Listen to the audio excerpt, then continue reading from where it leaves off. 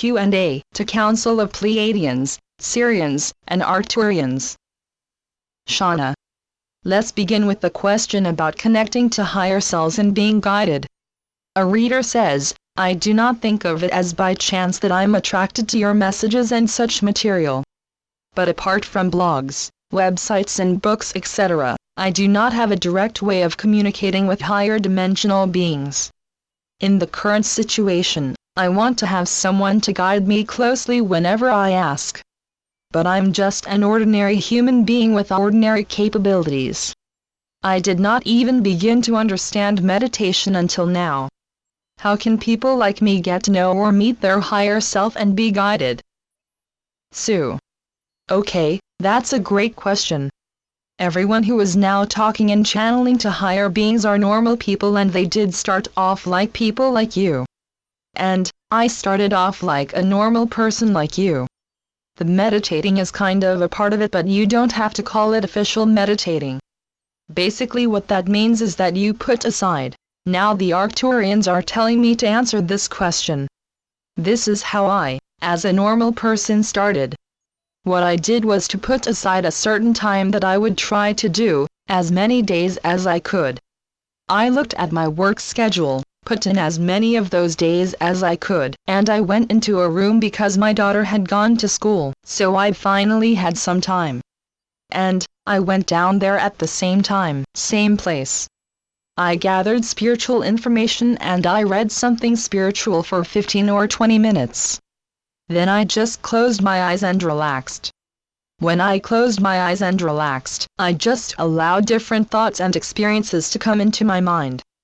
The first being that I talked to was actually the Arcturians. The Arcturians were not the first. And I just talked with these. I didn't know who the Arcturians were. But beings were talking to me. Then the Pleiadians came in, and then I started talking to the Pleiadians. Then the Pleiadians showed me this thing where I went to this place and I put my hands on this thing. Oh, there's this SK7 that I talked to before. I put my hands on this place, and a portal opened and the Arcturians came in. So it was a process. I meditated for quite a while before, or whatever you want to call it, because it wasn't any type of official. At that point I had not had one single meditation class. Later on, I had more of them. And I would suggest to all of you to take as many meditation classes as you can. Because, besides being really fun, it really helps you to discover the best way for you to go inside of yourself. So Shauna, do you think I've answered that? Are there any parts of it that you think were unanswered? Shauna. No, I think that's good, and I think it's a good question too, because a lot of people are feeling that pull to connect with their higher guidance. And the best way to begin is to refine your mind and emotions and thought forms, and that's definitely an inherent part of meditation. Each person is unique, so their gifts are different. The way they connect is different. They will just be figuring out what works for them as they go forward. Sue. Yes, and I took probably 3 meditation classes before I was ready to meditate on my own. So don't feel bad if you say, oh, what's this meditation? Take a class. There are always classes. Did you ever take classes, Shauna? Shauna. No, I think, how did I come across? I actually started with visualization meditations. I think Oprah recommended it. I thought, I'm going to try that. So I figured that would be a good way to get me started. And now, I have my own methods of quick connection, just like a lot of us are feeling the enhanced frequency. So it's easier than ever to reach that state of consciousness. Sue. It is definitely easier than ever. But at the same time, you know, the darkest night is just before dawn. So, it's easier than ever to get to that connection, but at the same time there's more confusion. So, everything is brighter, stronger, louder, and in technicolor now. Shauna. That's right. Sue. Okay, next question. Shauna. A reader asks, I'd like to know if I should talk about ETs openly and publicly, and do the best that I can to assist that initiative while at the same time knowing that I could possibly be harmed or a target for malintent. What suggestions do you have on personal disclosure? Sue. That's a good question. There are 3 components and maybe you can break it down. What is the first component, the first thing that she said? Shauna. Question part 1, speaking about our galactic family openly and publicly. Sue. Okay. No. Do you think I'm at the grocery store and I'm talking to people about galactics? No. And, could I talk to a single member of my family? Absolutely never. Okay, how many friends do I have that I can talk to about that? I can count them on one hand. My husband, he can take a little bit of information, but not a whole lot. Okay, good, that's enough now. You have to really be sensitive because this can be frightening to people. So you are not going to go up to someone in the grocery store and say, "Hey, did you hear the latest things about the ETs?" They'd go, "Whoa, she's crazy." This is still a reality that we live in. So, you kind of have to be careful. Now, one of the things that I've always said to people is that the fact that you are getting information means that your third eye and higher hearing is open more than you might think that they are. So, you can use that to actually psychically feel, or psychically look through your third eye, however way you want to call it, at somebody. You can then see their aura. You can see whether or not, like if you see that there's a little break between the top of their head and their aura, no, they are totally not ready for that information. So, you really need to look with your third eye and feel with your high heart to determine whether or not those people are ready for that information. And, if they aren't, then don't tell them. And, you can always start off with, "Oh, what do you think about the AT stuff that's going on? How do you feel about galactics?" Okay, if they haven't said anything, then you can say, "I think it's the silliest thing ever," or "Oh wow, I think it's really cool." There you go. Shauna, do you want to add anything to that? Shauna. Yes, well, it's an interesting discussion, and this was actually brought up in our leadership group. We were discussing this, and we were trying to figure out what makes sense to share with our family members. And, sometimes we receive guidance that we are to tell our families. And, how we decide to do that is maybe up to us. And, like you said, maybe it's just a little tidbit of truth or a seed that can be planted to create an expanded awareness when the time is right. And, maybe a little light goes off in their head, like, "Oh, maybe I'll have to check that out." Each person's different. So you'll have to see what makes sense to share with each person. It's unique. Sue. Yes, and what the Arcturians have said many times is that we're like Johnny Appleseed. And we're going around the world and we're dropping little seeds. Sometimes there are seeds and sometimes there's the parable from the Bible. Sometimes the seed will land on a harsh rock and it's burnt and it can't grow. Sometimes the seed will fall into the water and it's too much water and it drowns and it can't grow. But, sometimes the seed drops right on perfect soil with a perfect amount of water and then that seed will grow. So you can just drop your seeds, and just drop the seed and you find out what your seed is. But, also remember, and I might have said this already, but remember that you can use your third eye to look at somebody and look at the top of their head.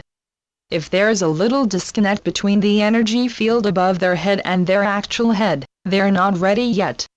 So, that's okay. It's not your job, you don't have to prepare them. Please, don't try to prepare them or anyone because this is really out there stuff for a lot of people. So your best is to just wait until they get to that first part on their own, and then you can share it with them.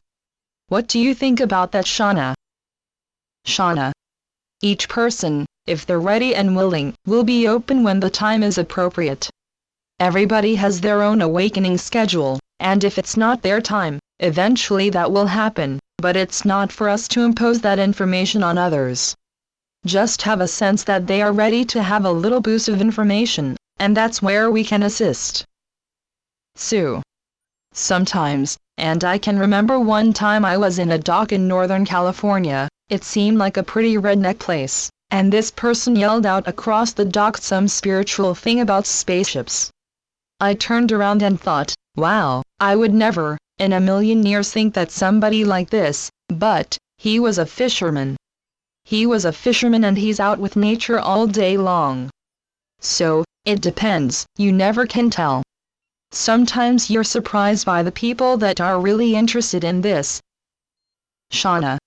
Yes, and it's interesting if we imagine every person on the planet, and I'm sure everyone has a personal story to share, but we have fear within ourselves to discuss these things. That's programming that's been built in along the way, I'm sure, to keep us from feeling like we can share openly. And that leads to the next part of the question. Question part 2. Should we hold fear about any repercussions about sharing truths like these? Arcturians. Now, the question of, should we hold fear has two parts. 1. Should we hold fear? Now the answer to that is no. You should really set your intention. Do not hold the fear. Now, that does not mean, should you have fear? Because fear is a warning. Fear is not a bad thing. Fear is the warning. But, it's like a ding, ding, ding. But, if your whole life said ding, ding, ding, then how would you know that that fear is a warning? Because you always have that fear in your life. So, you need to clear out all the fear, so that when there is a warning you are able to receive it. Fear is not a bad thing. Fear is just a warning. Fear says, look out, be careful, oops, don't do that, turn right, don't turn left. And then there are certain kinds of warnings that you will get, such as the turn right, and then you find out that there was an accident. If you had turned left then you would have been in the accident. But, you heard to turn right and you turned right. Moving on to the second question. Sue. Okay, next question. Shauna. Dear Council, I'm confused and moved when it is said that we have come to help in the ascension of Gaia. Have we come simultaneously to aid our ascension, or not? After all, in the energy unit, Gaia and humans are all one. Sue/Arcturians. I really like the part where Gaia and humans are all one. The Arcturians are speaking through me now, but it's not exactly them. People say, I want to ascend, I want out of here. I want out of here is not what creates ascension. Ascension means that one has given up their whole, for a greater good. Look at ascended beings. Look at what happened with the Buddha, look at what happened with Jesus, and look at what happened with Muhammad. All of the ascended beings went through a process. Being ascended is not a walk in the park. Being ascended is that you really take a good look at yourself and that you think of something that is bigger and more important than yourself. So, I think I lost track of what the question was. Shauna. It's about concerning the ascension of Gaia and how it's simultaneously affecting our personal ascension. Sue/Arcturians. So, as soon as one, like personal ascension is very often, I want out of here, I'm sick of it. You don't ascend because you're sick of it. You ascend because you have given to your planet, to your reality, to your culture, to your people, the very, very best of you. And, that you have so beloved, whoever you have assisted, that you have given of yourself when you were tired, when you were hungry, when you are sick. Ascension is not easy. Planetary ascension is even more difficult because not only is one person lifting their one person, all of the people that are able to embrace the concept of ascension and daring enough to believe in themselves and believe in their own inner guidance, if they all band together and they band together with Gaia, now that is what creates an ascension energy field. Shauna. And that follows the theme of the next question. I think that leads into this discussion about how some of the blog posts that you have had have been about Gaia being in distress and how we grounded ones are needed to help her ascend. Yet the new Earth already exists outside of time in the fifth dimension and beyond. They're confused about how Gaia could be in danger if her fifth-dimensional expression has always existed. Can you please clarify? Arcturians. Gaia is a multidimensional planet just as her people are multidimensional people. And there is a prequential journey where people think that ascension is some kind of leaving. Ascension is not about leaving. Ascension is about speeding up the frequency of who you are. Now, just as people have higher selves that are expressions of them, Gaia has a higher planetary self that is a higher expression of her. All of reality is multidimensional. So, that seems like that answers part of the question but not all of it. What do you think, Shauna? Shauna. Yes, I think it's helpful to understand what that term is, and how we interpret what we call ascension. That was a good explanation of the higher frequency, and how I guess she has a higher dimensional planetary expression, so that expression is what always existed and always will. But, this is the planet itself reaching a new heightened frequency to become that? Arcturians. Well, it's a return. Ascension is really a return. Just like humans have all these different, they have their third-dimensional self, fourth, fifth, sixth, seventh, eighth, ninth, 10th. And, the planet, Gaia chose to lower her frequency down into a rate where it would be a third-dimensional frequency. This is a frequency where there is separation between good and bad. And this is a frequency where there is time. And this is a frequency where there is cause and effect. That's her third-dimensional self. So just like we as people decide that we would like to go down into the lower frequencies and experience the lower frequencies because we have always known the higher frequencies. Now Gaia, it's not that there are all these different planets. There's only one planet as there is only one of each of us. But that one, actually planet with people, is a little bit different because we have different incarnations. But it's still us. We've got the one soul. And Gaia has the one soul. And Gaia as an intelligent being wanted to experience being a third-dimensional being, and she has now completed that experience, and so she's going back up to the being that she's always been. And it's not that there are different ones because they're all connected, but you can't perceive them unless you have the state of consciousness to be able to perceive them. With your third-dimensional consciousness, you can perceive the third dimension. With fourth-dimensional consciousness, that's your dreams and your higher creativity. You can perceive that. With your fifth-dimensional consciousness, then you can perceive your light body. You can perceive Gaia's light body. Gaia has a body made of light just as we have bodies made of light. We are a component of the planet. And Gaia is us. And as we move more and more into the fifth dimension, we release that old third-dimensional program of separation and limitation, and we move into that fifth-dimensional program of communication, unity, and blending. As we blend more and more, then we can go into higher and higher frequencies because we don't. If you have one ball, one big ball, you can throw that one big ball and it will all go in one place. But if you have 50 balls, and they are all separate balls, and you throw them, they will all go into different places.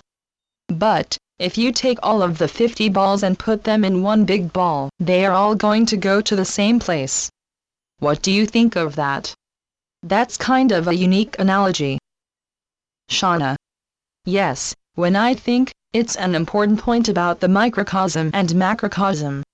And the deeper level of this question is that we're all connected.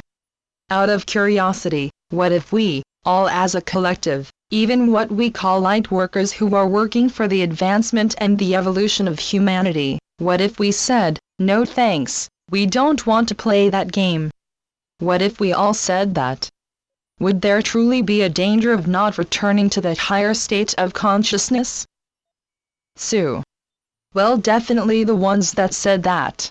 The reality, we are the creators. Our higher selves, we can't harm our higher selves. Our higher self is like a little baby, an infant in a little carriage. And that little baby in the carriage can't hurt anybody. It's a little baby inside of a carriage. So we're like little babies inside of this earth carriage. Now if you had 3 or 4 little babies in the Earth carriage, they might hurt each other. And that has a lot to do with where in dense populations there is often more violence because there's more people crammed up against each other and less space where they can go off on their own and take a breath and be with nature and say, phew, I got really upset and I need to calm down and find my center. But it's hard to find your center if there's people teeming everywhere, and there are civilizations like that every street is always filled with lots of people. But a lot of those cities, like in India, have gurus, and everybody has a spiritual life. And they have learned that in order to live in that kind of density, they have to have a spiritual life because that's how they find that oneness, that sense of themselves that is their self. Sue. Did we answer all of that question? Shauna. Yes, I think so, and I think it's about, as you said, the return to the higher states of consciousness, and it's about calibrating to that higher consciousness. Sue. Yes, it's about calibrating that consciousness, the frequency. It's like if you go to a television and you push for channel 2, you are only going to see the shows on channel 2. If you want to know about the shows on channel 13, you have to push channel 13. So if you only want to know about the third dimension, you push the little button and your consciousness says, third dimension. That's all you see. But this is where you get different than a television, because if you push the button to the fourth dimension you can see the fourth dimension and the third dimension. If you push the button for the fifth dimension you can see the fifth and the fourth and the third. Now as you get into the sixth dimension and beyond, it starts in the fifth dimension, because the fifth dimension is where separation and time begins to leave. So it's a process of not having sequence. And if you don't have sequence, you don't have time because time is sequence, 1 minute, 2 minutes, 3 minutes, 4 minutes. So, when you don't have sequence, everything is all within the now of the one. That's a completely different reality. And we were in the fifth dimension and we say, hey, let's try the third and the fourth. And we did. And we said, okay, it's time to go back now. Okay, thanks everyone. Great talking to you. And we will be doing these a bit. This is close to half an hour, which is long enough. We'll be going through so many great questions that you gave us. We'll be doing this for a long time. We'll just do them every now and again. Shauna. Thank you to everybody who has contributed, and whatever you ask, others have the same questions, so feel free to continue finding out what might be helpful along your journey, and we are pleased to assist in this way. And I hope you'll join me in tuning into that 5D channel. Sue. Yes, 5D channel rocks. Okay, thanks everyone. Channeled by Suzanne Lee. SuzanneLeePhD.blogspot.com